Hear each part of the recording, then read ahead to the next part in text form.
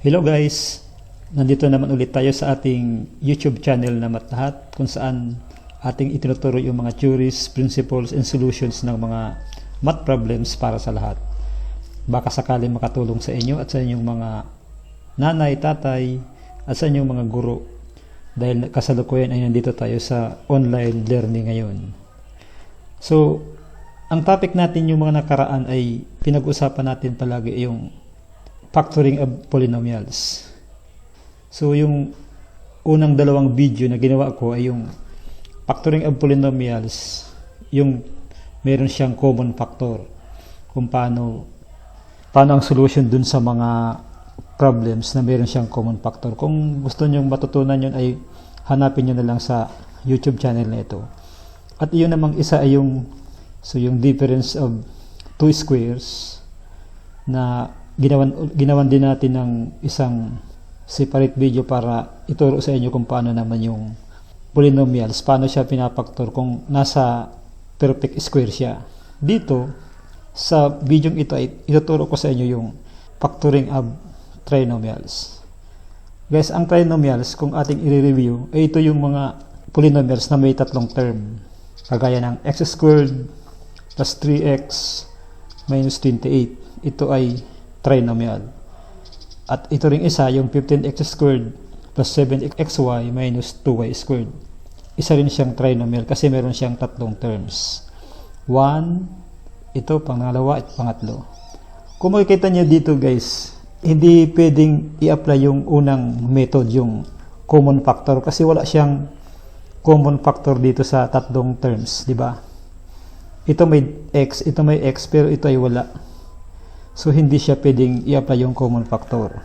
So, gaya din dito sa polynomials na ito ay ang first term niya may x squared.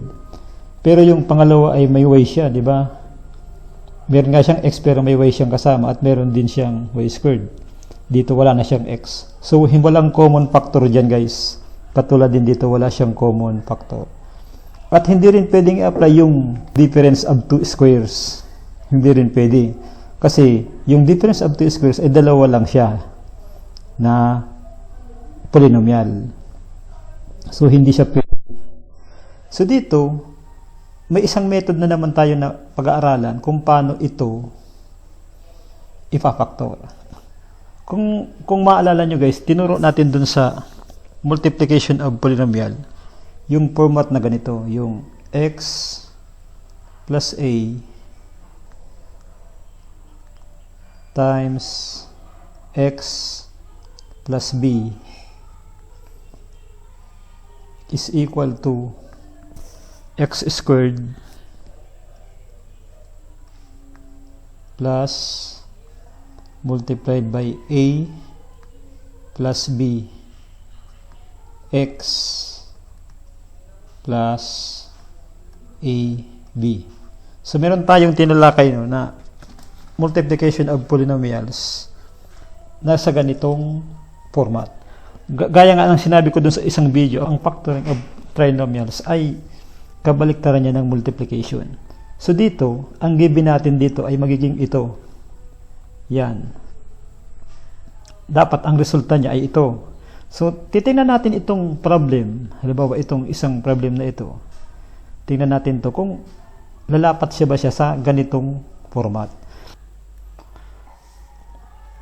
So kung makikita nyo kasi, itong format na ito, di ba, ay meron na siya nitong x squared. So ang kailangan natin hanapin yung value ng a at b. Kasi meron dali ditong a and b at meron dito tayo ditong ab. So kung makuha natin yung value, nandito yung x, di ba? Ito yung x. So kung makuha natin yung value ng a and b, ay simple na lang ang gagawin natin. Isa-substitute na lang natin dito sa x plus a times x plus b. Since ang format natin nga sabi ko parehas ng ganito, di ba? So ang titingnan niyo diyan ay yung 28, yung nasa hulian. Ano ang factor ng 28 na pwede nating gawing a or b? Di ba? So dito guys ay meron ditong tinatawag na trial and error method. Okay. Pero hindi naman siya masyadong mahirap kasi kunti lang naman ang factor. Kung maraming factor ito, maraming trial and error method. Pero kung mababa lang naman, hindi naman mahirap. So, sabihin natin, ano ang factor ng 28? Di ba pwede siyang 14 into? So, pwede natin siyang gawin.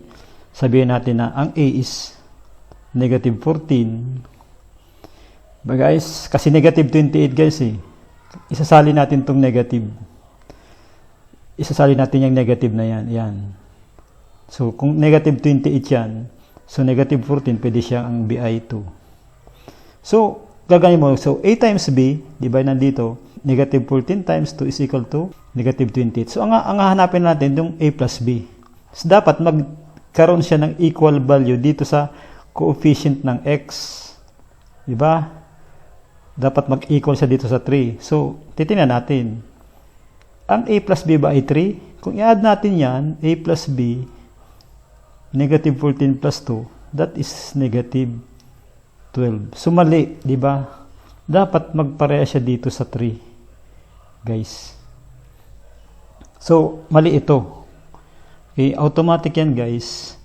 Pwede mo siyang i-cross out. Hindi yan ang tamang A sa B. So, try ulit tayo ng isa pa. Sabihin natin ang A is equal to, sabihin naman natin na 7. Okay, 7. Ang B is equal to 4.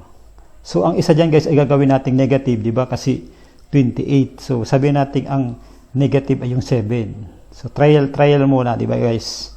So, negative 7 times 4 is negative 28. So, correct na tayo dyan, di ba? Ang hanapin nyo naman ito, dapat magkaroon tayo ng 3. So, i-add natin yan guys. Negative 7 plus 4 is equal to negative 3. So, mali din tayo dito kasi dapat positive 3 ang lumabas. So, gano'n yan guys kasi ang ginagawa kasi natin ito A plus B. Guys, yun ang ginagawa natin. Yun ang hinahanap. A plus B must be equal to 3. Ngayon guys, kung ayaw nyo ng trial and error method, pwede naman na isipin nyo muna. So, kaya kailangan natin kasi ang principle nga dyan ay itong A plus B must be equal to the coefficient of X sa problem. So, balik rin natin. Sabihin natin, kasi negative 3, baka makakuha tayo ng positive 3 dapat. So, A and B. So, itong 7 ang gagawin nating positive. B naman ang negative 4. So, tama pa rin. 7 times negative 4 is negative 28. So, pag inad natin guys, magkakaroon tayo ng 3. At positive na siya. So, yun ang maganda dito. Nakuhaan natin. So, ang ibig sabihin guys, ito ang tama. So, ito ang tamang solution. Yan. So, yung nag-trial and error tayo. So, ang kalalabasan nito guys, kung i-write ko yung problem, x squared plus 3x minus 28 is equal to, ang factor niya guys ay x plus a ito guys. Itong hinanap na x plus a. Anong a? 7 times x plus b, di ba? Ito naman tayo. X plus b, ang b ay negative po, so x minus 4. So, yan guys ang answer. Ito yung tamang answer dyan guys.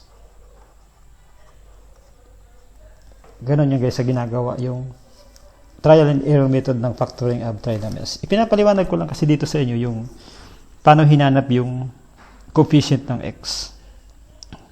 So, pero kung magaling na kayo ay madali nyo namang makukuha yan. Pero, yun nga sabi ko, ito ay dapat magkaroon siya ng eksakto. Dito yung problema natin yung sa gitna, yung coefficient of x. So, punta tayo dito uli sa isa pang example. Diba? So, halimbawa, meron kang trinomial na y squared plus 13y plus 42. So, ito guys, ay papatak uli ito dun sa example natin kanina na yung x squared plus A plus B, diba? Times X plus AB. So, pag pinaktor mo yung ganitong format, diba? Equal to X plus A times X plus B. So, makikita mo, bakit ganito ang format ng papata? Kasi, i-check nyo mo guys, kung ito ba ay existing, di ba? Meron siyang y squared lang, wala siyang coefficient. Dito guys ay wala namang problema. Ang gamit natin dito ay y. Pwede naman nating palitan itong y squared ng x squared. At itong y dito ay ng x kung gusto nyo, kung medyo nalilito kayo na bakit dito ay x, dito naman ay y. So, pwede naman natin yung gawing x squared plus 13x plus 42. Walang problema. So, ganun din yun. Guys. So, ito, makikita nyo, nandito na yung x squared, existing na, di ba? Nandito na siya. At, meron din tayo ditong x, di ba? So, itong 13 and 42 na lang, guys, ang problema natin. Di ba? At kung paano natin siya magagawang sa ganitong format. Ano ba yung A at ano ba yung B? So, trial and error method ulit tayo, guys. Sabihin natin ang A. This is your B. So, yung, gayang sabi ko, yung A, pag minultiply mo, AB, kasi dito, nandito siya, guys, di ba? A times B dapat maging 42 siya. Ganito. Di ba? So, ano yung number na pag minultiply mo ay magiging 42? So, pwedeng 21 times 2. Di ba, guys? Pwede ring 6 times 7. 42 din yun. Or pwede ring 14 times 3. Diba? 14 times 3 is also 42. So, yung guys, ang mga itatrial mo dyan. So, mamimili ka dun sa tatlo. Pwede siyang 21 and 2. Pwede siyang 6 and 7. So, ito ay, pag minultiply natin siya ay 42. Ganoon din dito, 42. Pwede ring 14 times 3, di ba?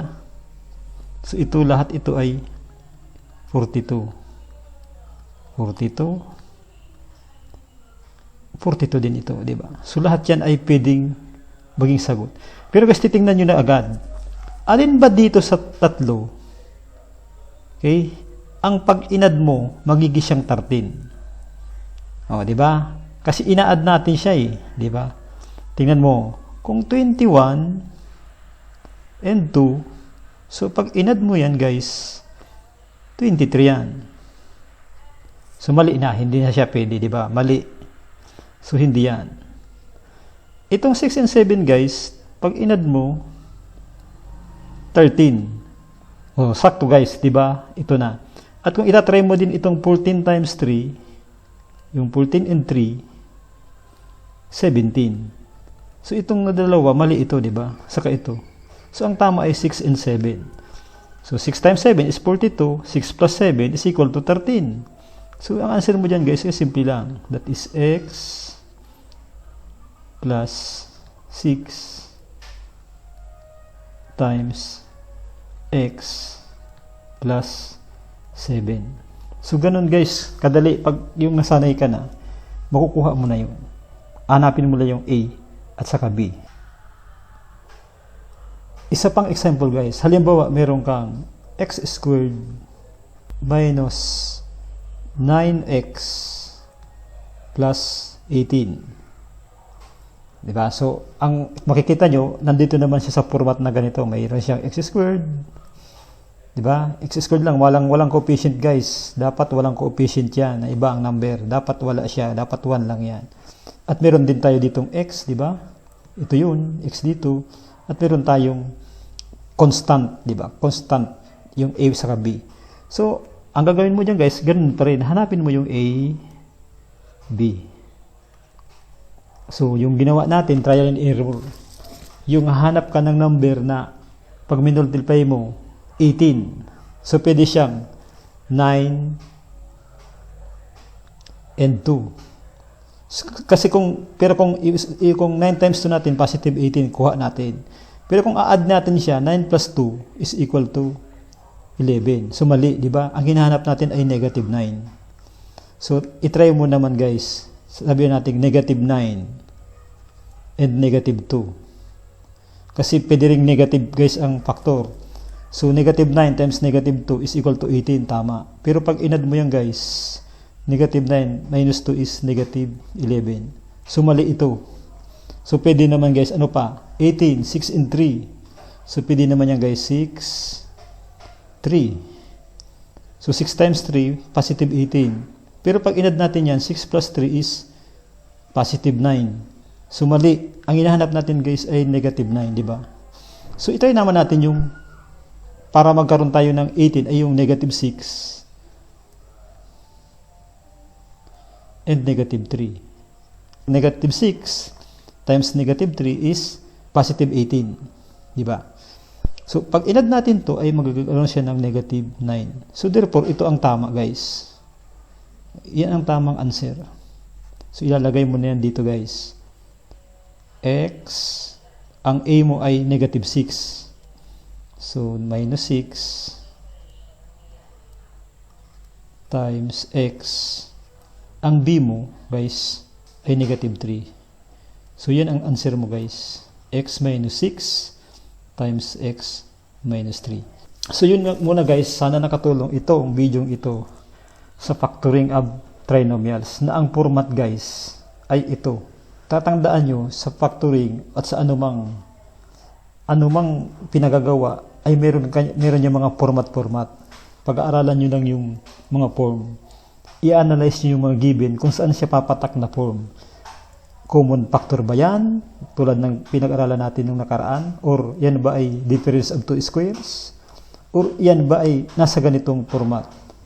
So sa mga susunod na video, ipakikita ko pa sa inyo yung mga iba pang format kasi dito sa factoring of trinomials, marami ditong iba-ibang format na dapat ninyong matutunan. So yan muna guys. Kung meron kayong comment ay mag-chat na lang kayo sa ating chat box dito sa YouTube channel. Yan muna guys. Salamat.